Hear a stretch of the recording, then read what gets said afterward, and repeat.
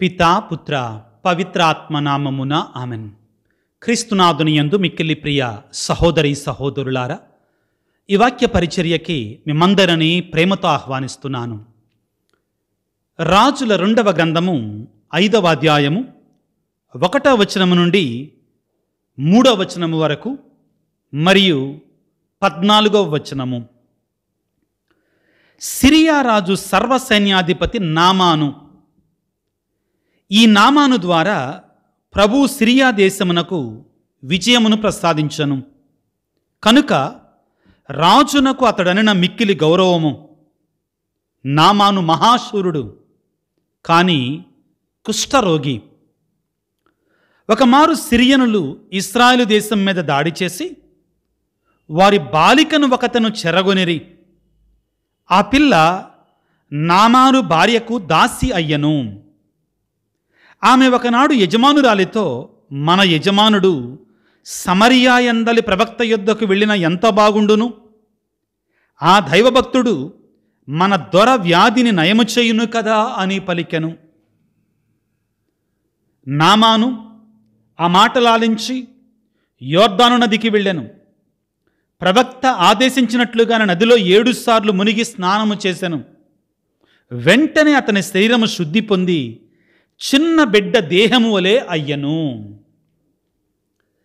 క్రీస్తునాథుని యందు మిక్కిలి ప్రియులకు సహోదరి సహోదరులారా, ఈ రాజుల 2వ గ్రంథములో ఉన్నటి నామాను యొక్క ఉదంతం క్రైస్తవులమైన మనకి ఎన్నో మంచి పాఠాలు నేర్పిస్తుంది.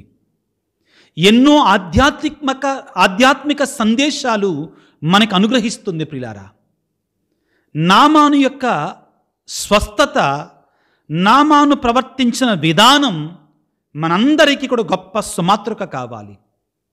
అవును ప్రియులారా, నామాను కుష్ఠవ్యాధిగ్రస్తుడు, సర్వసైన్యాధిపతి, కానీ కుష్ఠవ్యాధి సోకింది. నామాను దేవుని సన్నిధిలో, మరి ముఖ్యంగా చివర్లో అతడు పలికిన విధానం, దేవుని నమ్మిన విధానం, నిజదేవుని అంగీకరించిన విధానం, యావే దేవుని, యెహోవా దేవుని తన దేవునిగా స్వీకరించిన విధానం, అదేవిధంగా తన రాజ్యంలోనికి వెళ్ళిన తర్వాత నేను యావే దేవుని తప్ప మరొక దేవుని కొలవను అని పలికిన విధానం మనందరికీ కూడా గొప్ప సుమాతృక కావాలి. ప్రియులారా, ఒక పనిపిల్ల చెప్పితే ఆ పనిపిల్ల చెప్పిన సాక్ష్యాన్ని నమ్మినటువంటి నామాను మనందరికి కూడా సుమాతృక కావాలి. ప్రియులారా, ఈ నామాను స్వస్థత సన్నివేశాన్ని ఆధ్యాత్మికంగా ధ్యానం చేయడానికి ప్రయత్నం చేద్దాం ఈ రోజున. ఎవరు అసలు ఈ నామాను, ఈ నయమాను ఎవరు అసలు అంటే, రాజుల 2వ గ్రంథము 5వ అధ్యాయము 1వ వచనము నుండి, సిరియా సర్వసైన్యాధిపతి నామాను. నయమాను ఎవరండి? సిరియా దేశానికి సర్వసైన్యాధిపతి. ఆ రోజుల్లో సిరియా దేశం అనేటువంటిది చాలా శక్తివంతమైన దేశం. ఈ నామాను ద్వారా ప్రభువు సిరియా దేశమునకు విజయాన్ని ప్రసాదించాడు. విజయాలు తెచ్చినటువంటి సైన్యాధిపతి కనుక రాజునకు అతడిన మిక్కిలి గౌరవము. ఈ మాట వినండి. నయమాన్ అంటే 2 విధాలుగా పలుకుతున్నానండి. ఒక ట్రాన్స్లేషన్ నయమాను అని పలుకుతుంది, ఇంకో ట్రాన్స్లేషన్ నామాను మన కథోలిక విధానంలో. ఈ నామాన్ అంటే రాజుకే గౌరవం అంటండి.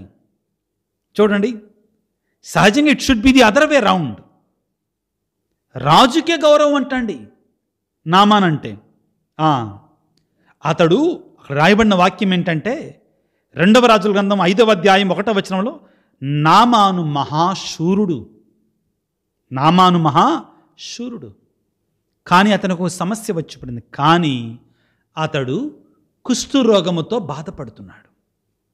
ప్రియులారా, అలనాటి కాలంలో కుష్ఠరోగం అనేది భయంకరమైన వ్యాధి. ఒక రకంగా చెప్పాలి అంటే క్యాన్సర్ కంటే కూడా భయంకరమైన వ్యాధి. ఒక రకంగా చెప్పాలంటే వ్యాధులన్నింటిలో కూడా భయంకరమైన రోగం అన్నమాట అది. నువ్వు ఏ స్థితిలో ఉన్నా, ఏ పరిస్థితిలో ఉన్నా, మోషే యొక్క అక్కకి, దానియేలు కాలంలో రాజుకి కుష్ఠవ్యాధి సోకినప్పుడు వెలివేయబడ్డారండి.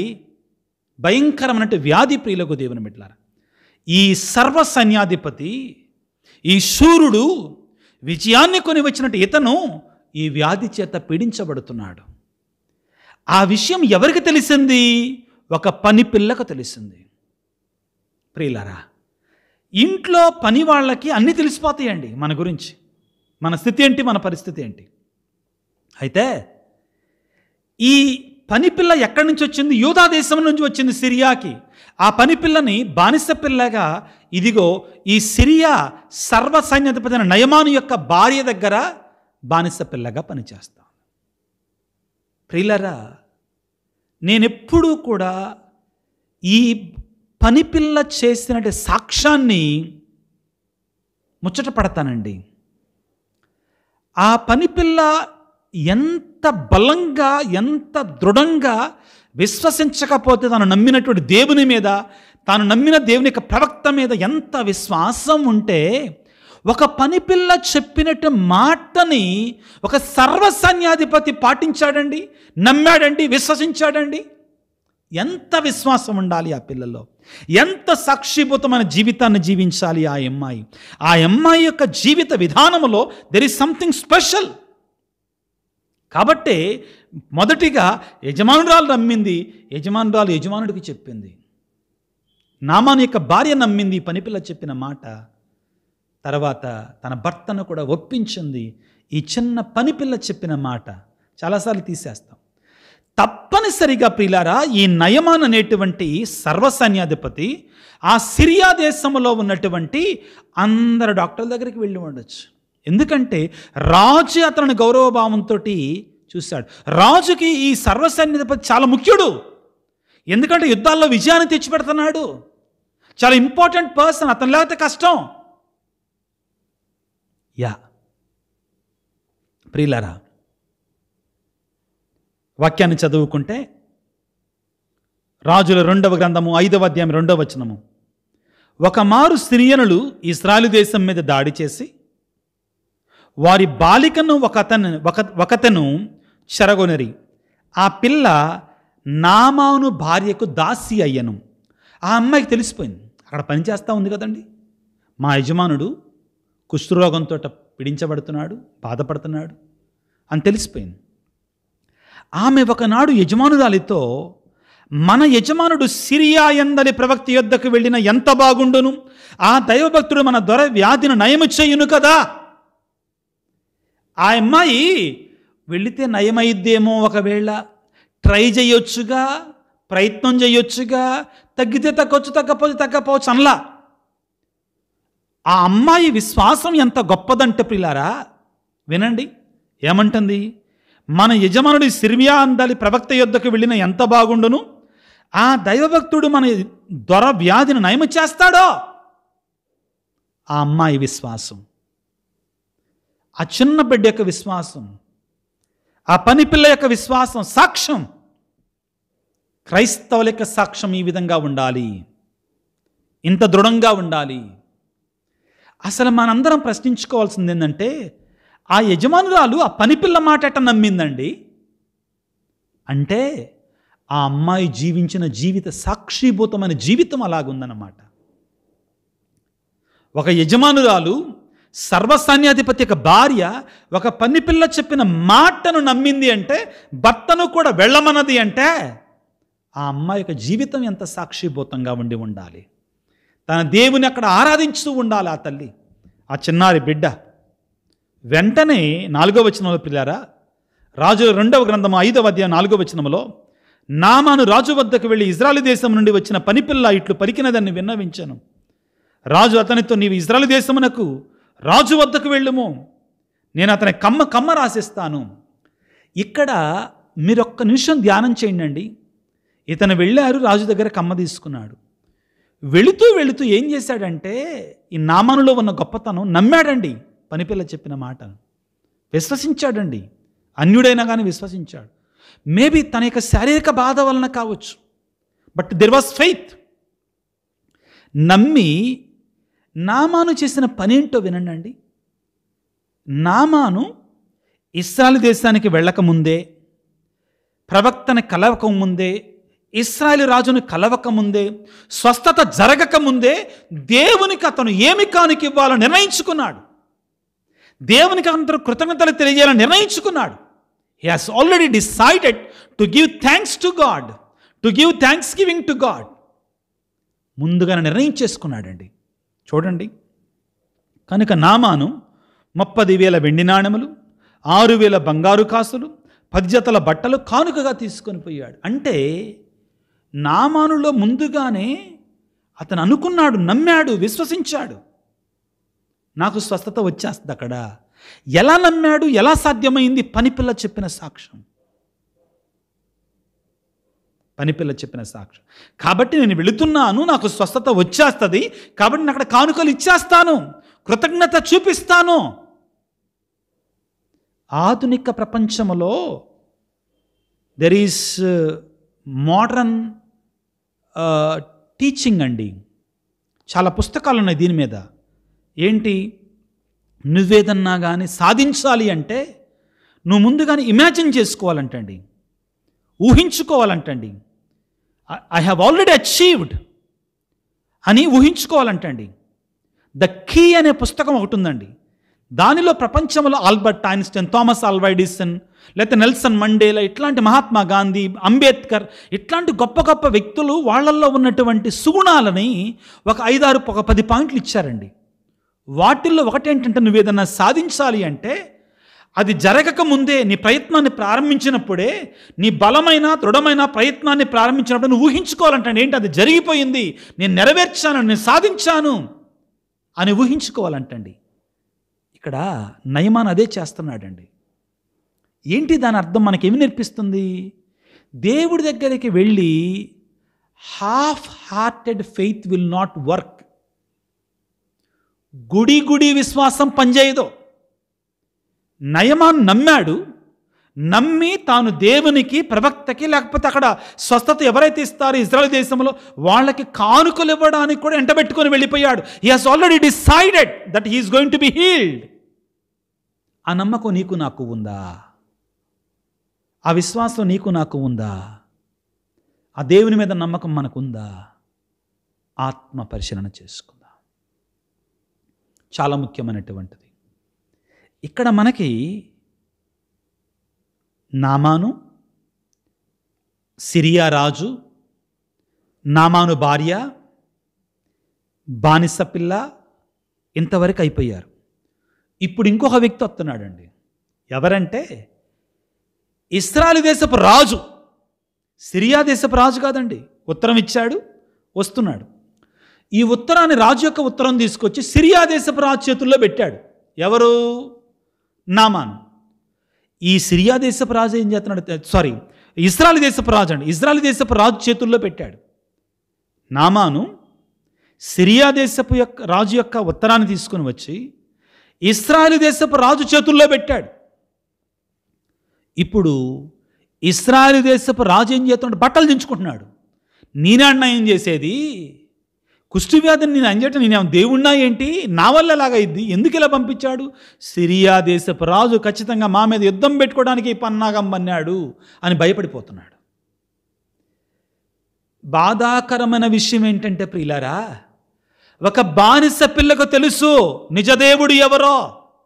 ఒక బానిస పిల్లకు తెలుసు నిజదేవుని యొక్క ప్రవక్తలో ఎంత శక్తి ఉంటుందో. ఒక సిరియా దేశపు రాజు యొక్క సర్వసైన్యాధిపతి నమ్మాడో, సిరియా దేశపు సర్వసైన్యాధిపతి అయిన భార్య నమ్మింది. కానీ ఇశ్రాయేలు దేశంలో ఉన్న రాజే ప్రవక్తను నమ్మలేకపోయాడు. ఇశ్రాయేలు దేశంలో ఉన్న రాజుకే ప్రవక్త యొక్క శక్తి తెలియలా, నిజదేవుని యొక్క శక్తి తెలియలేదు. ప్రియులకు దేవుని బాధాకరమైన విషయం. పాలించేటువంటి వారు కరెక్ట్గా లేకపోతే ఎంత భయంకరంగా ఉంటుందో చూడండి. నీతి నియమాలతో ఉండకపోతే ఎంత భయంకరంగా ఉంటుందో చూడండి పిల్లారా. ఇదిగో రాజు దగ్గరికి నుంచి కమ్మ తీసుకొని వచ్చి, ఉత్తరాన్ని తీసుకొని వచ్చి ఇశ్రాయేలు దేశపు రాజు చేతుల్లో పెట్టాడు. ఇశ్రాయేలు రాజు ఆ యొక్క ఉత్తరమును చదివి బట్టలు చించుకొనెను. కొలువు కాంటతో, వింటిరా వింటిరా, సిరియా రాజు నేను అతని కుష్టును నయము చేయవలనని అనుకునిచున్నాడు. చావును గాని బ్రతుకును గాని కలిగించు నేనేమన్నా దేవుణ్ణా ఏంటి? అతను నాతో గొడవ పెట్టుకోవటానికి, యుద్ధం చేయడానికే ఈ పన్నాగం పనిని అన్నాడు. ఇది ఆ నోట పడి ప్రవక్త చెవిలో పడింది. ఎలీషా ప్రవక్త చెవిలో పడింది.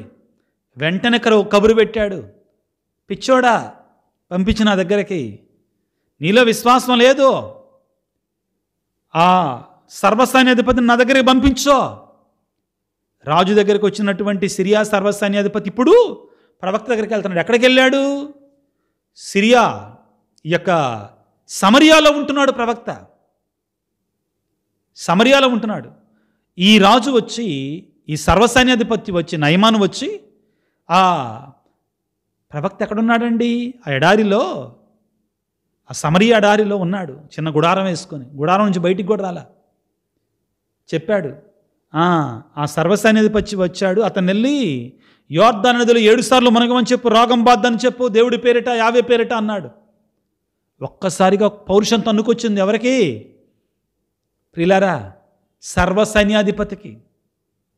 మనం ప్రారంభంలో చదువుకున్నాంగా, అన్ని విజయాలే. కత్తి దూశాడంటే విజయాలే. నామాను అంత శక్తిమంతుడు, రోషం పుట్టుకొని వచ్చింది. నేను వెళ్ళి అసలు నన్ను కలవాలి కదా, నా ముందుకు రావాలి కదా, నాకు నమస్కారం చేయాలి కదా, నేను సర్వసైన్యాధిపతినిగా. ఈ అహం ఉంది చూడది, కొద్దిగా ఉంది. కాబట్టి దేవుడు దాన్ని అణచాలనుకున్నాడండి. ఆ అహాన్ని అణచటానికి దేవుడు చేసినట్టు పనిది. ఏం చేశాడు? నువ్వు వెళ్ళి, ప్రవక్త బయటికి కూడా రాలేదండి, దేవుడు చేసిన ప్రణాళిక ఇది. ఆ పని బాలిక వాళ్ళ ఇంటికి వెళ్ళటం కూడా దేవుని యొక్క ప్రణాళిక. నువ్వు వెళ్ళి యోర్దాను నదిలో 7 సార్లు మునుగన్నాడు. వాక్యాన్ని చదువుకుంటే రాజుల 2వ గ్రంథము 5వ అధ్యాయం 11వ వచనంలో, కానీ ఆ మాట విని నామాను ఉగ్రుడయ్యను. అతడు ప్రవక్త వెలుపలకు వచ్చి నా ఎదురు నిలుచుండి తన దేవుని ప్రార్థించి కుష్టుపోయిన భాగమున చెయ్యి త్రిప్పి నా వ్యాధిని నయము చేయను అనుకుంటుని. దమస్కు నందలి అబానా, పరష్ప, ఫర్పరు నదులు ఈ ఇశ్రాయేలు నది కంటే గొప్పవి కావా? నేను ఆ నదులలో స్నానము చేసి ఆరోగ్యం పొందలేనా అని అనుకొనిచున్నాడనమాట. ఆ సమయంలో పక్కన వాళ్ళు ఏమన్నారంటే, అయ్యా ఆయన ఏమైనా కష్టమైన పని చేయమన్నాడా, లేకపోతే ఏదైనా శ్రమతో కూడిన పని చేయమన్నాడా? నదిలోకి వెళ్ళి 7 సార్లు స్నానం చేయమన్నాడు, మునిగి లేవండి, ఏముంది, ఆయన మాటను ఒకసారి చెయ్యండి అయ్యా, విశ్వాసంతో చెయ్యండి అయ్యా అని చెప్పేసరికి ఒప్పుకున్నాడు. మనిషిలో కూడా ప్రియులారా, అప్పుడప్పుడు దేవుని కృపను పొందడానికి ముందు ఈ అడ్డంకులు, ఈ అవరోధాలు, ఆ పక్కన వాళ్ళు చెప్పేసరికి లొంగిపోయాడు. ఏం చేశాడండి? అప్పుడు చేస్తున్నాడండి. ఆ మాటలు లాలించి నామాను యోర్దాను నదిలోకి స్నానము చేశాను. ప్రవక్త ఆదేశించినట్లుగా నదిలో 7 సార్లు మునిగి స్నానము చేశాను. వెంటనే అతని శరీరము శుద్ధి పొంది చిన్న బిడ్డ దేహం వలె మారిపోయాను. హల్లెలూయా, ప్రైజ్ ది లార్డ్. అవును ప్రియులకు దేవుని బిడ్డలారా, ఎలా మారిందంటండి? చిన్న పిల్లవాడి యొక్క దేహములాగా మారిపోయింది. మహా గొప్ప అద్భుతం. దేవుని సన్నిధిలో దీనత కలిగి ఉంటే, తగ్గింపు కలిగి ఉంటే ఏం జరుగుద్ది మనకి అనే దానికి విశ్వాసము కలిగి ఉంటే మనకి ఏం జరుగుద్ది అనే దానికి గొప్ప నిదర్శనం నామాను యొక్క స్వస్థత. ప్రియులారా, గర్వం కాదు, ఉగ్రత కాదు దేవుడి సన్నిధి చూపించాల్సింది, హ్యూమిలిటీ. మనం తగ్గించుకోవాలి దేవుని కృపణ శక్తిని పొందాలంటే, దేవునికి అద్భుతాలు పొందుకోవాలంటే. ప్రియులారా, నా వరకు ఇప్పటి వరకు జరిగింది ఒక విషయం అయితే, ఇక నుండి జరగబోయేది మహా గొప్ప అద్భుతం అండి. నామాను ప్రవర్తించిన విధానం ప్రియులారా మనందరికీ సుమాత్రక కావాలి. స్వస్థత పొందినట్టు అతను, మనలో చాలామంది ఉంటాం కదా, ఏసయ్యా నాకు ఉద్యోగం కావాలయ్యా, ఉద్యోగం వస్తే 10వ వంతు నీకేనయ్యా అంటాం. ఉద్యోగం వచ్చిన దేవుణ్ణి పూర్తిగా మర్చిపోతాం కదా.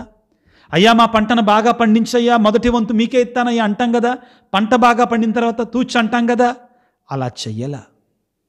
అదేవిధంగా మనలో చాలామంది, అయ్యా నాకు రోగం నయమైతే ప్రభువా నీకు నమ్మకపాత్రంగా ఉంటానయ్యా అంటాం కదా. అది నయమైన తర్వాత మనం మన పాత బాట మళ్ళా పడతాం కదా. అలా చెయ్యలా. మనలో చాలామంది దీక్షను తీసుకుంటాం కదా తపస్సు కాలంలో, అయ్యా నేను మారిపోతానయ్యా, నేను పూర్ణంగా మారిపోతాను, పరిపూర్ణంగా మారిపోతాను. పూర్ణం అంటే 0 ప్రియులారా. పూర్ణం అంటే ఇంకొక అర్థం కూడా ఉంది. పూర్ణం అంటే 0 కూడా. నేను పరిపూర్ణంగా మారిపోతానని అంటాం కదా.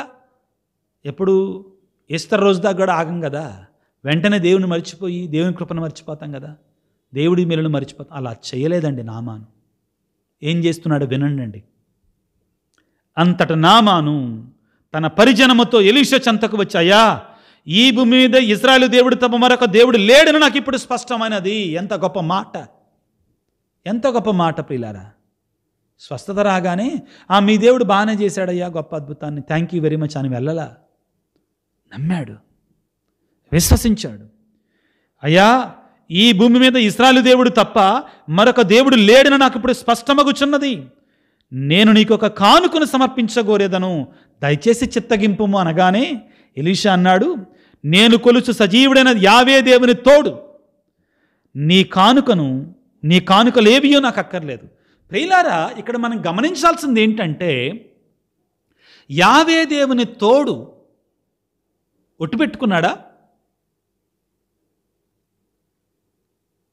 చాలాసార్లు మనం కూడా ఏదన్నా ఒక మాటని బలంగా చెప్పటం కోసం నిజంగా నేను దేవుని తోడు అంటాం. ప్రభువు సువార్తలలో ఒట్టు పెట్టుకొనవలదు, ఆకాశంపై ఒట్టు పెట్టుకొనవలదు, అది ఆయన యొక్క సింహాసనం. భూమిపై ఒట్టు పెట్టుకోదు, అది ఆయన యొక్క పాదపీఠము. దేవుని మీద ఒట్టు పెట్టుకోద్దా. దాని అర్థం ఏంటంటే, నువ్వు పలికే మాట అవునంటే అవును, కాదంటే కాదని ఉండాలి. ప్రవక్త ఒట్టు పెట్టుకున్నాడు, ప్రవక్త తప్పు చేశాడా? నో. కొంతమంది ఒట్టు పెట్టుకుంటే పాపం, ఈ వితండం ఒట్టు పెట్టుకోమని చెప్పను, ఒట్టు పెట్టుకోదని. కానీ ఒకటి మాత్రం మనం చెయ్యాలి, అవునంటే అవును, కాదంటే కాదు. మన జీవితం ఆ విధంగా ఉండాలి ప్రియులారా. ఆ తరువాత ఈ నయమాను సర్వసైన్యాధిపతి నామాను ఏం చేస్తున్నాడు చూడండి. నామాను, నీవు నా కానుకను అంగీకరింపవైతివి, ఇచ్చటి నుండి 2 కంచర గాడిదలు మోయినంత మట్టినైనా మా దేశమునకు కొనిపో. మట్టినెందుకు? మట్టినేం చేసుకుంటాడు? వినండి ప్రియులారా, నేటి నుండి నేను ప్రభువునకు తప్ప నిజదేవుడైన యావే దేవునికి తప్ప మరి ఏ దేవునికి బలులు కానీ దహన బలులు కానీ అర్పించను. అంటే ప్రియులారా, ఆ కంచర గాడిదల మట్టిని తీసుకొని వెళ్ళి ఈ నయమాను ఆ మట్టి మీద నిజదేవుని అంటే ఇశ్రాయేలు దేశంలో ఉన్నట్లు అన్నమాట. అతను ఆ మట్టిని తన ఇంట్లో పెట్టుకొని ఆ మట్టి మీదకి వెళ్ళి ప్రార్థన చేశాడు. అంటే ఇశ్రాయేలు మట్టి మీద ఉన్నాడు అతను. ఇప్పుడు ఇశ్రాయేలు దేవుని ఆరాధిస్తున్నాడు. ఇశ్రాయేలు యొక్క భూమి మీద ఉన్నట్లుగా ఇశ్రాయేలు దేవుని మాత్రమే ఆరాధిస్తున్నాడు. ఇక్కడ ప్రియులారా, మీకందరికీ కూడా మీరు ఎవరైతే హైందవ కుటుంబాల నుంచి వస్తున్నారో వాళ్ళకు ఒక ముఖ్యమైనటువంటి సందేశాన్ని ఇవ్వాలనుకుంటున్నాను. మీలో కొంతమంది వితండవాదం చేసేటువంటి వారు నేను చేసేటువంటి మాటలు తప్పు పట్టవచ్చు, కానీ నేను బైబిల్లో ఉన్నటువంటి దానిని మీకు చెప్తున్నాను. ఫాదర్ గారని నేను క్రైస్తవరాలిగా ఉన్నాను, కానీ నేను ఒక హైందవుణ్ణి వివాహం చేసుకున్నాను. మా ఇంట్లో ఇంకా పూజలు జరుగుతున్నా. ఏం చెయ్యాలి? నేను ఒక క్రైస్తవ భక్తురాలని. నాకు కొన్నిసార్లు మెడలో తాలిబొట్టు ఇవన్నీ ఉన్నాయి, కానీ నా భర్తతో నేను జీవించాలి, నా పిల్లలతో నేను జీవించాలి, నా బంధువులతో నేను జీవించాలి. కటీఫ్ నీకు నాకు సంబంధం లేదు అంటమేనా? దేవుడు దాన్ని మెచ్చుతాడా? జాగ్రత్తగా ఆలకించండి పిల్లారా, దయచేసి ఆలకించండి జాగ్రత్తగా. నయమాన్ ఏమన్నాడు? అయ్యా నీ భూమిని నేను కొద్ది తీసుకెళ్తాను, అక్కడ నిజమైన దేవుడు అంటే యావే దేవుని మాత్రమే నేను ఆరాధిస్తాను, అందులో డౌట్ లేదు. కానీ వినండి పిల్లారా, కానీ మా ప్రభువుకు సిరియా రాజు రిమ్మోను దేవళమునకు వెళ్ళినప్పుడు నేనును అతని వెంట పోవలయను. అతడు నా భుజముల మీద వ్రాలి రిమ్మోను దేవతను ఆరాధించినప్పుడు నేనును ఆ దేవునకు మ్రొక్కవలయను. వినండి, ఈ ఒక్క కార్యమునకు గాను యావే ప్రభువు నన్ను మన్నించునుగాక. ఏదో ఆకారానికి నేను మొక్కాలి అంతే. ప్రియులారా, ఎవరైతే సతమతమగుచున్నారో, నేను నిజంగా యేసు ప్రభువుని నమ్ముతున్నాను, కానీ పరిస్థితుల ప్రభావం కారణంగా నా భర్త హైందవుడు కాబట్టి నేను అక్కడ కూర్చోవాలి ప్రక్కన, లేకపోతే ఒకవేళ మూర్ఖత్వంగా వాదిస్తే భర్త నువ్వు తగదెంపులు చేసుకోండి. నో, బైబిల్లో వెసులుబాటు ఉంది. పెట్రైన్ ప్రివిలేజ్, పౌలన్ ప్రివిలేజ్లు ఉన్నాయి. వినండి, అయ్యా నేను మాత్రం నిజమైన దేవుడిని అంటే యెహోవా దేవుని మాత్రమే ఆరాధిస్తా, కానీ నాకు డ్యూటీ ఉంది సర్వసైన్యాధిపతిగా. నేను నా యొక్క రాజుతో పాటు నేను రిమ్మోను దేవాలయానికి వెళ్ళాలి, రిమ్మోను దేవత దగ్గర దండం పెట్టాలి ప్రజల కోసం, రాజు కోసం. ఏం చేయమంటావయ్యా? ఆ ఒక్క విషయంలో నాకు వెసులుబాటు ఇవ్వయ్యా అంటే ప్రవక్త ఏమన్నాడు వినండి. ప్రవక్త అది చేయటానికి కుదరదో, అది చేస్తే నీకు మోక్షం లేదు, అది చేతో నువ్వు నరకానికి వెళ్ళటమే, ఈ మధ్యకాలంలో వాదిస్తున్నారు కదా. అలా చెప్పలేదండి. ప్రవక్త కనికరముతో ప్రవర్తించాడు. ఎలీషా అతనితో, నయమానుతో, నీవు నిశ్చింతగా వెళ్ళి, ఆ పదాన్ని ఎందుకు వాడాడండి? నిశ్చింతగా వెళ్ళమని. అయ్యో, నేను నా యేసుప్రభుని ఆరాధిస్తున్నా, కానీ నా పరిస్థితుల ప్రభావం కారణంగా నేను కొన్నిసార్లు వాళ్ళతో కలిసి పలానా చోటకి వెళ్ళాల్సి వస్తుంది, పలానా పూజలు ప్రక్కనే ఉండాల్సి వస్తుంది. ఏం చేయాలి? నాలో ఉన్నట్టు చింత అయిక నయమాను యొక్క చింత ఏమిటి? అయ్యో, మరి నేను ఏం చేయాలయ్యా? నీవు నిశ్చింతగా వెళ్ళిపో, నీవు నిశ్చింతగా వెళ్ళిరమ్మో అని చెప్పగా నామాను తన దేశమునకు పయనమయ్యను. ప్రియులకు దేవుని బిడ్డలారా, నయమాను జీవితం నుండి మనము ఎన్నో గొప్ప వేద మర్మాలని నేర్చుకోవచ్చండి. దైవికమైన మర్మాలు నేర్చుకోవచ్చు. అతని విశ్వాసం, అతను ఒక సాక్ష్యాన్ని నమ్మినట్టు విధానం, పనిపిల్ల చెప్పిన మాటను నమ్మి నిజదేవుని వద్దకు వెతుక్కొని రావటం, ప్రవక్త చెప్పినట్లుగా ప్రారంభంలో అతను మనలాగానే నేను ఎందుకు తగ్గాలి, కానీ తర్వాత వినయంగా దీనంగా వెళ్ళి స్నానం చేయడం, స్వస్థత పొందిన తర్వాత అయిపోయిందిగా వెళ్ళాలా, దేవుని సన్నిధికి వచ్చాడు, నిజదేవుని విశ్వసించాడు. నా జీవితం అంతా నిజదేవుని మాత్రమే ఆరాధిస్తాను. బట్ నా పరిస్థితి ఏంటి? నేను సర్వసైన్యాధిపతి, రాజుతో పాటు నేను కూడా వెళ్ళాలి. రాజు నా నేల మీద, నా భుజం మీద వాలి ప్రార్థన చేస్తుంటే నేను కూడా మొక్కాలి, మొక్కినట్టుగా ఉండాలి. ఏం చేయాలి? నాకు ఈ బాధ, నాకు ఈ చింత నుంచి నాకు విడుదల కలిగించంటే ప్రవక్త అన్నాడు, పో, ఏం కాదు, నువ్వు మాత్రం నిజదేవుని ఆరాధించు. కానీ ఆ పరిస్థితుల సమయంలో దాని ప్రకారం నడుచుకో. ప్రియులకు దేవుని బిడ్డలారా, ఈనాడు ముఖ్యంగా మనందరము కూడా నయమాను పొందినటువంటి విశ్వాసాన్ని మనకు కూడా దయచేయమని, నామాను ఏ విధముగా స్వస్థత పొందిన తర్వాత నిజదేవుని ఆరాధిస్తానని శపథం చేశాడో అదేవిధంగా మనం కూడా ఆ నామానులో ఉన్నటువంటి వినయం, విధేయత మనందరికీ దయచేయమని ఆ యొక్క దేవాది దేవుని నిజదేవుని మనము ప్రార్థన చేసుకోవడానికి ప్రయత్నం చేద్దాం. సర్వశక్తిమంతుడా, సర్వోన్నతుడా, ప్రేమమేడు, నీకు స్తోత్రాలు, వందనాలు. ఈనాడు ఎలీషా కాలంలో సిరియా దేశం నుండి వచ్చినటువంటి కుష్ఠరోగి అయినటువంటి నామాను జీవితం నుండి ఎన్నో పాఠాలు, మా ఆత్మీయ జీవితానికి ఎన్నో గుణపాఠాలు నేర్పించారు. మీకు స్తోత్రాలు.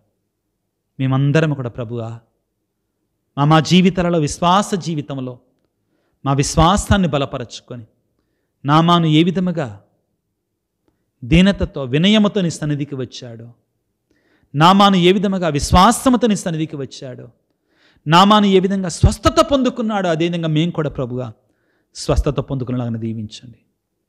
అటు తరువాత ప్రభువా మేమందరము కూడా మా జీవితాలలో ప్రభువా, ఇదిగో మీరు మా జీవితాలలో చేసినట్టు మేలులకు గాను మీ కృపను బట్టి ప్రభువా కృతజ్ఞత చూపించే వ్యక్తులుగా మమ్మల్ని దీవించండి నాయన. అదేవిధంగా నీవు మా జీవితంలో చేసినట్టు అద్భుతాలను నెమరవేసుకొని వాటి నుండి వచ్చిన శక్తి ద్వారా మేము ముందుకు నడవటానికి కావాల్సిన శక్తిని ప్రసాదించండి. కనికర సంపన్నుడా, శక్తిమంతుడా, దయగలిగినటువంటి దేవా, ఎల్లవేళలా కూడా మీరు మా జీవితాలలో చేస్తున్నట్టు ప్రతి చిన్న పెద్ద కనికరాన్ని బట్టి, కృపను బట్టి కృతజ్ఞతాభావాన్ని కలిగి ఉండే జీవితాన్ని మాకు దయచేయండి. మాలో ఒకవేళ కృతజ్ఞత రాహిత్యంగా బ్రతుకుతుంటే ప్రభు మమ్మల్ని క్షమించండి. ఈ జీవితం నీది ప్రభువా, ఈ బ్రతుకు నీది ప్రభువా, ఈ సర్వస్వం నీది ప్రభువా. నేనన్నవాడు లేడు, నేనంతా నీదే ప్రభువా. నీకు స్తోత్రాలు, నీకు వందనాలు, నీకు వేలాది వందనాలు ప్రభువా. ఈ వాక్య పరిచయలో పాల్గొన్న ప్రతి బిడ్డను దీవించమని, ఆశీర్వదించమని, నీ శక్తితే, నీ కృపచ్చే నయమానును స్వస్థనపరిచిన దేవా, నీ బిడ్డలను కూడా స్వస్థపరచు. నయమానులో రోగాన్ని తీసివేసిన దేవా, మాలో ఉన్న రోగాలు, వ్యాధులు తీసివేయండి తండ్రి. అవి ఆత్మీయమైన రోగాలు కావచ్చు, శారీరకమైన రోగాలు కావచ్చు, సామాజికమైన రోగాలు, లౌకికమైన రోగాలు కావచ్చు, వాటిని తొలగించండి. మాకు శక్తినివ్వండి. మీ కృపను మా మీద కుమ్మరింపచేయండి ప్రభువా. యోర్దాను నది నీటిని మా మీద కుమ్మరింపచేయండి. యేసయ్య నీటిని, ఆ రక్తాన్ని మా మీద కుమ్మరింపచేయండి తండ్రి. ముఖ్యంగా ప్రభువా, మా కోసం ప్రార్థించమని అడిగిన బిడ్డలందరినీ దీవించమని, ఆశీర్వదించమని. ప్రభువా, ఈ పరిచర్య ముందుకు వెళ్ళటానికి ఎవరైతే నమ్మక పాత్రంగా వారికి సహాయాన్ని అందిస్తున్నారో వారందరిని దీవించమని, ఆశీర్వదించమని, మా కోసం ప్రార్థించండి అని ఈ వీడియోల కింద ఎవరైతే మెసేజ్లు ఉంచుతున్నారో వారందరిని దీవించమని మా నాథుడైన క్రీస్తు ద్వారా వేడుకొనుచున్నాము తండ్రి. ఆమెన్. ప్రభువు మీతో ఉందరుగాక, మీ ఆత్మతో ఉందరుగాక. సర్వశక్తి గల సర్వేశ్వరుడు పిత, పుత్ర, పవిత్రాత్మ మిమ్ము మీ కుటుంబాలను చల్లగా దీవించి ఆశీర్వదించి కాపాడుదురుగాక.